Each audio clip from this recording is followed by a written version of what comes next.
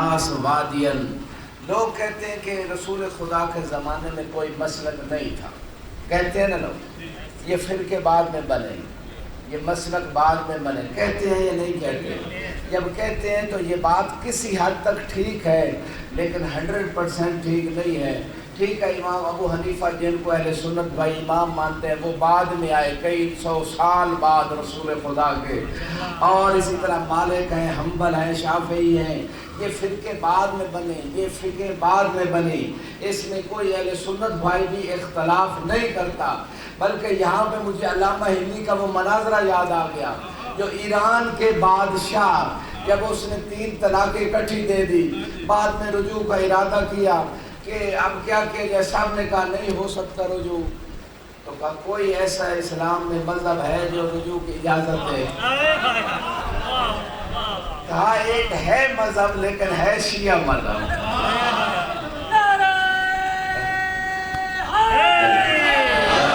سلامت رہے، سلامت رہے۔ لوگ غصے میں طلاق دے دیتے ہیں، 3 تو ویسے اکٹھی ہوتی نہیں، لیکن چلو ہم پہلے سنت بھائی میں مان رہے ہیں کہ 3 اکٹھی نہیں ہوتی، قرآن میں یہ بات موجود ہے۔ علی کل حال تو کہا اس عالم کو بلایا جائے، نجف کی طرف بندہ بھیجا گیا۔ اس کا مطلب یہ ہے کہ جب بھی مشکل پڑے، در مشکل کشا سے حل ہوتی ہے۔ شیخ توسی علیہ الرحمہ اس وقت کے مرجع تھے، انہوں نے اپنے چھوٹے سے شاگرد کو بھیجا جن کا نام علامہ ہندی تھا۔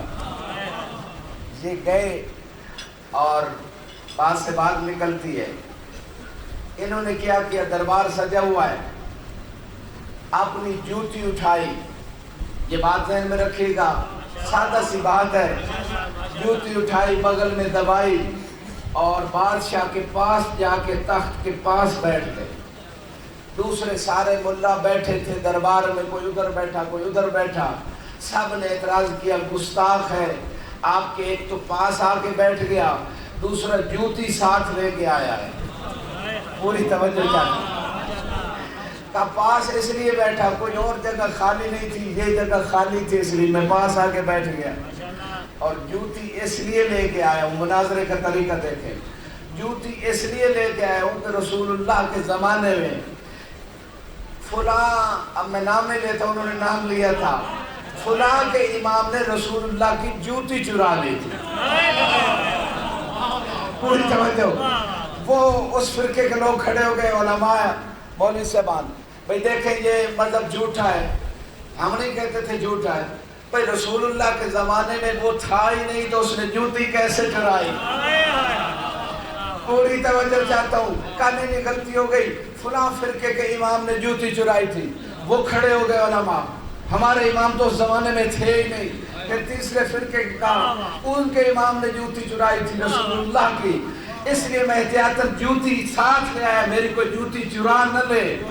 اس وقت جب سب علماء نے بادشاہ کے سامنے اقرار کر لیا کہ ہمارے امام رسول اللہ کے زمانے میں تھے ہی نہیں، کہا میں اس امام کا حکم بتا رہا ہوں جو پیدا ہونے سے لے کر کعبے سے لے کر آخری وقت تک رسول اللہ کے ساتھ تھا۔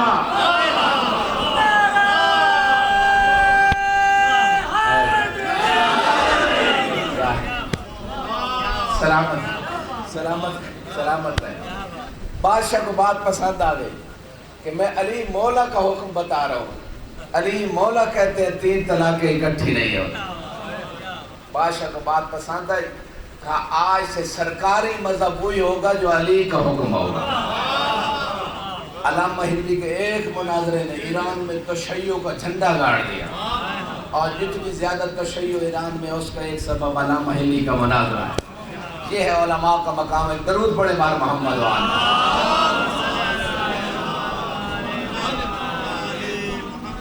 تو بات سے بات نکلتی، یوم ندعو کل اناس بامامہم، کہ روز قیامت اب ہر شخص کو اس کے امام کے ساتھ اٹھائیں گے، لہذا ان بندوں کو پریشان ہونا چاہیے کہ ہمارے پاس کوئی امام بھی ہے یا نہیں ہے، اگر امام ہے تو کیا امام حق ہے یا امام باطل ہے؟ کیونکہ قرآن نے امام کی 2 قسمیں کی ہیں، اس پہ بھی غور فکر کرنا چاہیے۔ جب ہم بازار جاتے ہیں تلاش کرتے ہیں کہ یہ خالص چیز مل رہی ہے یا نقلی چیز مل رہی ہے. چھوٹی چھوٹی چیزیں، کپڑا لینا ہو چیک کرتے ہیں کہ اصلی ہے یا نقلی ہے. جوتی لینی ہو، دودھ لینا ہو، کوئی بھی چیز کہ پتہ نہیں اصلی ہے یا نقلی ہے. اے بندہ خدا، تجھے اللہ نے عقل دی ہے، جب چھوٹی چھوٹی دنیا کی چیزوں میں چیک کرتے ہو کہ یہ اصلی ہے یا نقلی ہے، یہ بھی تو چیک کرو کہ امام جس کو امام مانتے ہو وہ اصلی ہے یا نقلی ہے. سلامت رہے، سلامت رہے. خدا ان ہاتھوں اور زبانوں کو سلامت رہے جو اہل بیت کی نصرت میں بولتی، اور یہ بولنا کبھی واجب ہو جاتا ہے. علی والے تو تختہ دار پہ چڑھ کے بھی بولتے ہیں. میں سب جس کو بتایا تھا مولا نے کہ میں سب تجھے تیری محبت میں اس درخت کے نیچے پھانسی دی جائے گی، تیری زبان کاٹی جائے گی. ایمان اتنا مضبوط تھا، میں سب روز آ کے اس درخت کو پانی دیتا کہ کب یہ درخت بڑا ہو جائے اور میرے مولا کا فرمان پورا ہو جائے. شہادت کتنی میٹھی ہے علی والوں کو. علی والوں کو شہادت سے ڈراتے ہیں. جن علی والوں کو امام نے شہادت کے بعد کہا تھا فزت برب الکعبہ، رب کعبہ کی قسم علی کامیاب ہو گیا. تو جن کا امام شہادت کو کامیابی سمجھتا ہو، اس امام کے ماننے والے شہادت کو سعادت سمجھتے ہیں. اسی وجہ سے عالمی طاقتیں جنہیں آپ نے شمشیر و سنہ پہ بھروسہ تھا، جن کے بارے میں ڈاکٹر اقبال نے کہا تھا کافر ہے تو شمشیر پہ کرتا ہے بھروسہ، مومن ہے تو بے تیر بھی لڑتا ہے.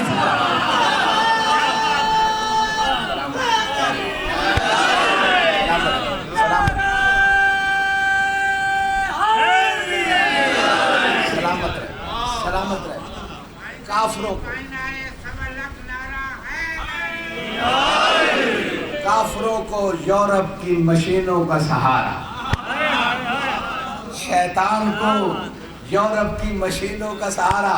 ڈاکٹر اقبال پہلے ہی فکر دے گئے تھے. انہوں نے سمجھا ہمارے پاس اسلحہ جدید ہے. ان کو یہ نہیں پتا تھا ان کے پاس وہ امام زمانہ ہے جو ان کے لیے دعا کرتا ہے. انہیں نہیں پتا تھا کہ یہ اس امام کو مانتے ہیں جو فرماتے ہیں کہ اگر میری دعا تمہارے لیے نہ ہو تو دشمن تمہیں زندہ نکل جائے. ہم تمہارے حالات سے ہدایت. مل کے درود پڑھیں بار محمد.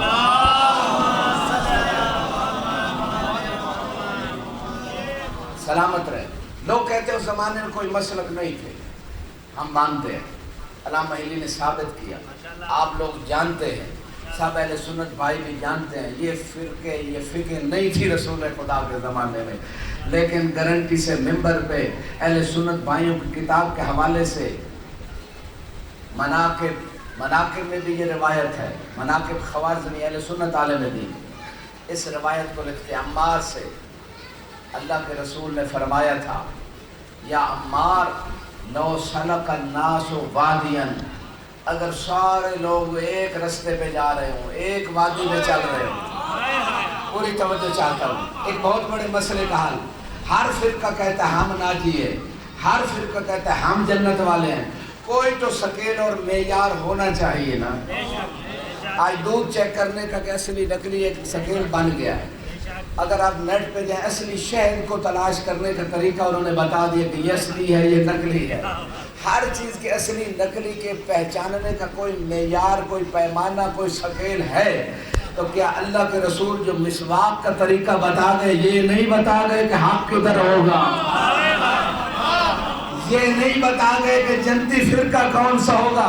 فرمایا عمار پوری دنیا اگر ایک وادی میں جا رہی ہوں، وَسَلَكَ عَلِيٌّ وَادِيًا، جو ایمان کی تازگی لینے آئے ہیں، جو حق کو پہچاننا چاہتے ہیں، جو جاننا چاہتے ہیں کہ کس مسلک سے اللہ اور رسول راضی تھے، ان کے لیے جملہ عرض کروں. فرمایا ساری دنیا ایک وادی میں جا رہی ہوں، علی اکیلے دوسری وادی میں جا رہے ہوں. فَاسْلُكْ مَسْلَكَ عَلِيٍّ، اے عمار علی کے مسلک پر چلنا. فَإِنَّهُ لَن يُخْرِجَكَ مِنَ الْهُدَىٰ، علی تمہیں ہدایت سے باہر نہیں کریں گے، گمراہی میں داخل نہیں کریں گے.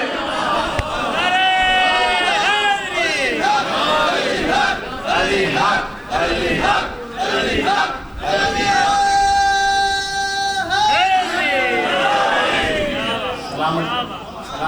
سلامت رکھے، خدا نے ہاتھ اور زبانوں کو سلامت رکھے، جو علی کی نصرت میں ہاتھ اٹھتے ہیں، جو علی کی نصرت میں زبانیں بولتی ہیں، جو یہاں زبانیں بولتی ہیں نا، پھر قبر میں علی اس کے لیے بولتی ہے۔ یہ میں جملہ اپنی طرف سے نہیں کہتا ہوں، میری کوشش ہوتی ہے ہر بات یا قرآن سے ہو یا محمد و آل محمد کے فرمان سے ہو۔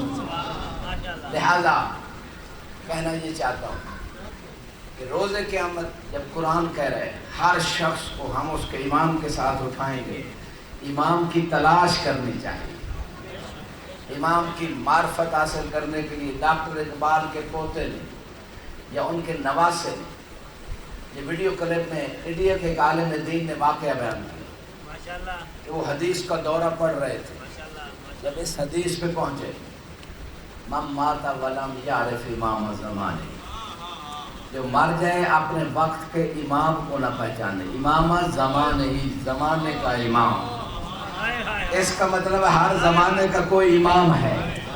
لوگ کہتے ہیں رسول اللہ کو ہم امام مانتے ہیں، یقیناً وہ امام الانبیاء ہے، اس میں کوئی شک نہیں ہے، لیکن وہ اپنے زمانے میں امام تھے۔ امامت کہتے ہیں جیسے آپ امام جماعت کے پیچھے نماز پڑھتے ہیں، یعنی قیادت، رہبری کو، لیڈ کرنے کو، لیڈرشپ کو، عملی طور پہ لیڈرشپ کرنے کو امامت کہتے ہیں۔ اب میں کہنا یہ چاہتا ہوں ہر زمانے کا شخص اگر رسول اللہ کے بعد اس کے پاس ایک ایسا ہادی، ایک ایسا امام نہ ہو جو رسول اللہ کی طرح معصوم بھی ہو، عالم بھی ہو، وہ کہہ سکتا ہے، پروردگار روز قیامت کہہ سکتا ہے مجھے کیوں جہنم بھیجتے ہو، میرے پاس تو کوئی ہادی اور امام نہیں، میرے پاس تو کوئی ہادی اور امام نہیں تھا، وہ کہہ سکتا ہے۔ لہذا اللہ نے حجت تمام کر دی، فرمایا رسول اللہ سے فرمایا انما انت منذر ولکل قوم حاد، اے حبیب تیرا کام ہے جہنم کی آگ سے، خدا کی نافرمانی سے ڈرانا، ہر قوم کے لیے ہم نے ایک ہادی بنایا ہے۔ فرمایا یا علی انا منذر وانت ہادن، اے علی میں منذر ہوں، تیرا کام ہدایت دینا ہے۔ ڈاکٹر اقبال کے نواسے نے پوچھا کہ جو مر جائے، یہ جو حدیث مصطفیٰ ہے اور اپنے زمانے کے امام کو نہ پہچانے، گھبرا تو نہیں گئے؟ تو وہ جاہلیت کی موت مرتا ہے، یعنی وہ کفر کی، شرک کی موت مرا، یعنی اسلام سے پہلے کے زمانے کی موت مرا ہے۔ تو مجھے بتائیے مولوی صاحب جو آپ مجھے یہ حدیث پڑھا رہے ہیں، میرے زمانے کا امام کون ہے؟ مفکر اسلام کا نواسہ تھا، غور و فکر کیا، مولوی صاحب نے بڑا ٹال مٹول کی، ادھر ادھر کی باتیں سنائی، مطمئن نہیں ہوا، دوسرے فرقے کے عالم کے پاس گئے، کہا جب تک یہ حدیث مجھے واضح نہیں ہوگی میں آگے پڑھوں گا نہیں۔ پھر اس دروازے پہ آئے، اس عالم دین کے پاس آئے جس نے خیرات بام مدینۃ العلم سے لی تھی، کہا زمانے کا امام امام زمانہ ہے۔ اور پھر اسی کے بعد وہ کنورٹ ہوئے، مستبصر ہوئے اور در اہل بیت پہ جھک گئے۔ یہ ڈاکٹر اقبال کے نواسے تھے اور یہ انڈیا موجود ہے، معتبر عالم دین، یہ واقعہ انہوں نے بیان کیا۔ لیکن اس سے پہلے میں ڈاکٹر اقبال کے مذہب کو آپ کو بتا رہا ہوں، اشعار آپ نے سنے ہیں، کتابوں میں موجود ہے۔ ڈاکٹر اقبال جب لال حویلی بوچی دروازہ میں وہاں آیت اللہ حیری کے در سے تفسیر میں آتے تھے تو وہاں پہ ان کو حقیقت معلوم ہوئی، فلسفے کا علم، قرآن کا علم، تفسیر کا علم۔ ڈاکٹر اقبال جیسے مفکر کو پتہ چلا کہ جس بندے کو دنیا علامہ کہتی ہے، اتنا بڑا عالم مانتی ہے، آج جس دروازے سے علم لینے والے عالم کے در پہ میں آیا ہوں، جتنا علم اس کے پاس ہے میرے برابر تو ذرا برابر نہیں، میرے پاس تو اتنا علم ہے نہیں ہے۔ لہذا اس کے بعد جب وہ اہل بیت کے دروازے پہ ڈاکٹر اقبال آئے، ان کے اشعار بھی بدل گئے، اس کی نظر اور معرفت بھی بدل گئی، اور یہ کہتے ہوئے سنائی دیے دنیا کو ہے اس مہدی برحق کی ضرورت۔ امام زمانہ کی معرفت کے حوالے سے ڈاکٹر اقبال کی معرفت بتا رہا ہوں، دنیا کو ہے اس مہدی برحق کی ضرورت، ہوئے جس کی نگاہ زلزلہ عالم افکار۔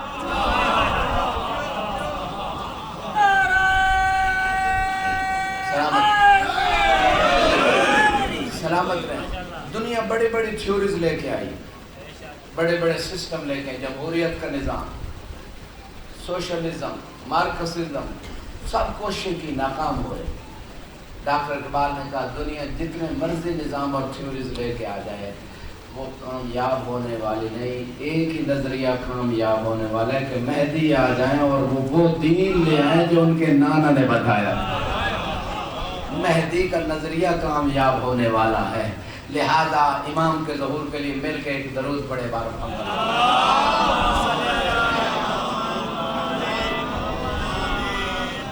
پچھلے بندے بھی مل کے درود پڑھے بارک اللہ۔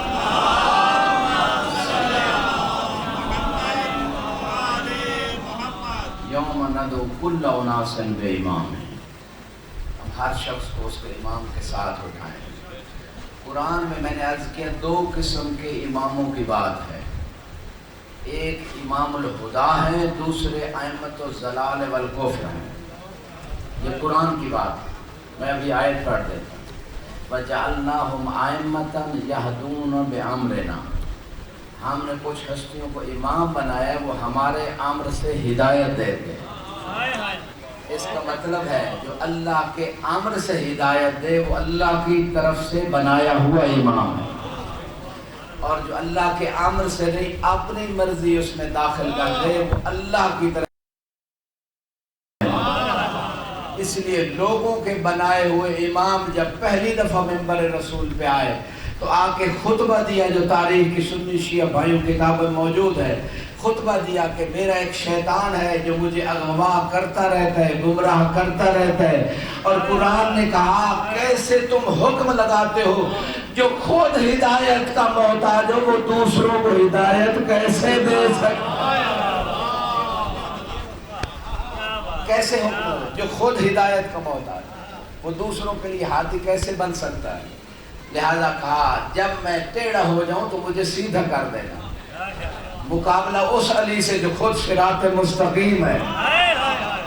قرآن میں جہاں جہاں صراط، علماء تشریف، پروفیسر صاحب بیٹھے، اہل معرفت بیٹھے، مقابلہ اس علی سے کیا جاتا ہے کہ جس کو قرآن نے سیدھا راستہ کہا ہے۔ اور شیطان جب اللہ کی بارگاہ سے نکلا تھا، شیطان نے ایک چیلنج دیا تھا، لَأُغْوِيَنَّهُمْ أَجْمَعِينَ، سب کو گمراہ کروں گا، إِلَّا عِبَادَكَ مِنْهُمُ الْمُخْلَصِينَ، بس تیرے مخلص بندوں کو گمراہ نہیں کر سکوں گا۔ دوسری بات جو شیطان نے کی، لَأَقْعُدَنَّ لَهُمْ صِرَاطَكَ الْمُسْتَقِيمَ، کہ میں صراط مستقیم پہ بیٹھ جاؤں گا، ان کو بھٹکاؤں گا۔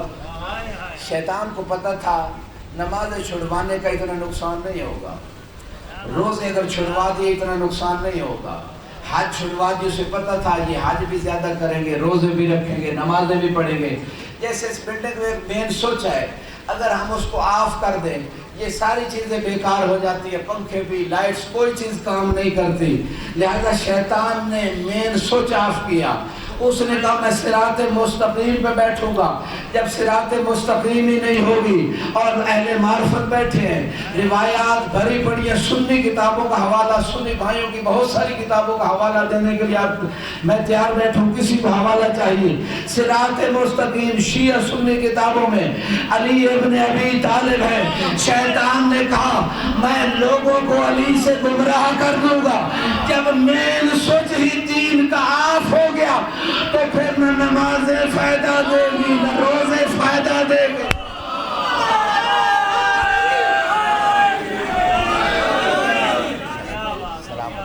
سلامت ہے۔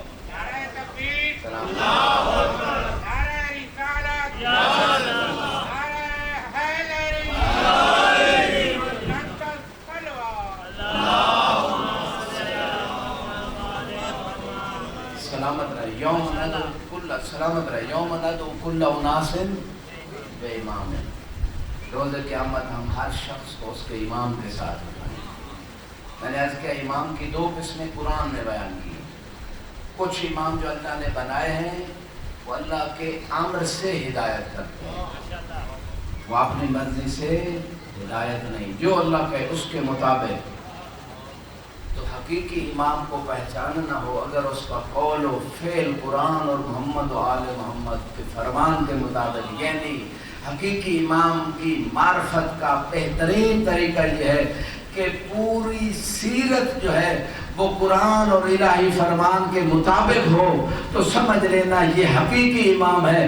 اس لیے دشمنوں نے بڑی کوشش کی کہ علی میں کوئی نقص نکال سکے، وہ کوئی نقص نہ نکال سکے، نہ علی کی نماز میں نقص، بلکہ یوں کہہ دوں کہ امر بعد میں آتا ہے، کام پہلے یہ کرتے ہیں، صدقہ اور روٹیاں یہ دیتے ہیں، آیتیں بعد میں آتی ہیں، زکوٰۃ یہ دیتے ہیں، آیت بعد میں آتی ہے۔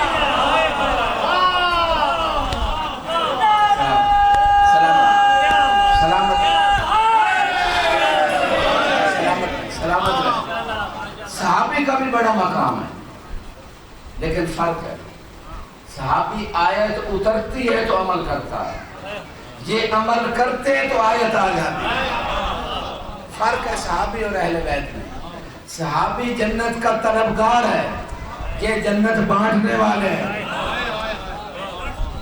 نہیں یقین آیا؟ یا انت قسیم الجنہ والنار، اہلی جنت بھی آپ تقسیم کریں گے، جہنم بھی آپ تقسیم کریں گے۔ پورے صراط پہ بیٹھ جائیں گے، ہاذا لکے وہذا لی، جہنم سے کہیں گے اے جہنم یہ تیرا ہے، یہ تو لے لے، یہ میرا ہے، یہ چھوڑ دے۔ اہل سنت بھائیوں کے بانی، مذہب کے بانی، پہلے ان کے حاکم و خلیفہ حضرت ابوبکر، اپنی ان کی کتابوں میں، اہل سنت بھائیوں کی کتابوں میں ان کا یہ قول ملتا ہے کہ میں نے رسول اللہ سے ان کانوں سے سنا، ما یجوز احد من الصراط الا بجواز من علی ابن ابی طالب۔ اہل علم و معرفت بیٹھے ہو، جواز کا معنی جنہوں نے زیارت کی ہے، حج کی ہے، پاسپورٹ پہ ابھی بھی پاکستان کے پاسپورٹ کے اوپر لفظ جواز لکھا ہوا ہے۔ جواز یعنی جب تک اجازت نہ ہو یہ بندہ حد عبور نہیں کر سکتا، دوسرے کنٹری میں نہیں جا سکتا۔ یہی رسول اللہ فرما رہے، حضرت ابوبکر بیان فرما رہے، میں نے رسول اللہ سے سنا کوئی بندہ جنت جا ہی نہیں سکتا جب تک کہ علی کے ہاتھوں کا لکھا ہوا اجازت نامہ نہیں۔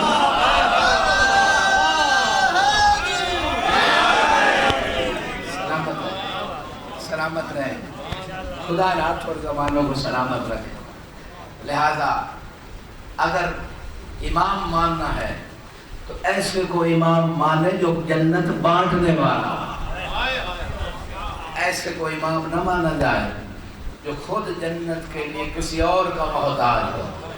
ہاں جو اس دروازے پہ جھک جائے وہ بھی جنت بانٹتا ہے،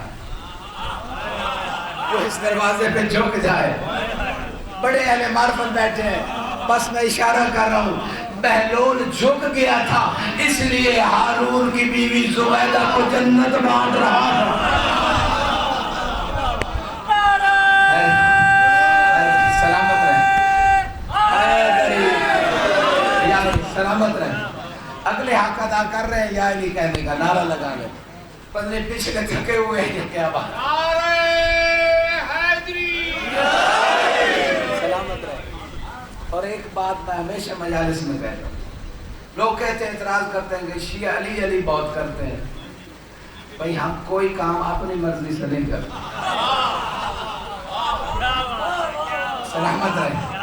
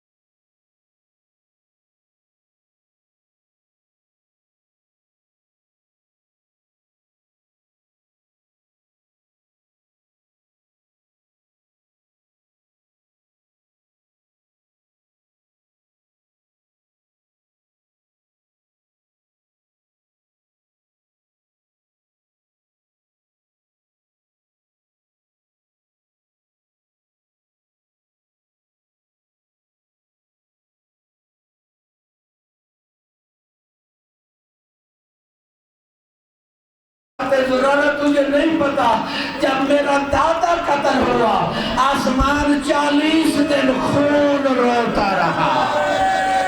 اجرکم اللہ۔ میں پھر جملہ کہہ دیتا ہوں، آسان نہیں ہے، 1 دن نہیں، 2 دن نہیں، 3 دن نہیں، ہفتہ نہیں، 40 دن آسمان خون روتا رہا۔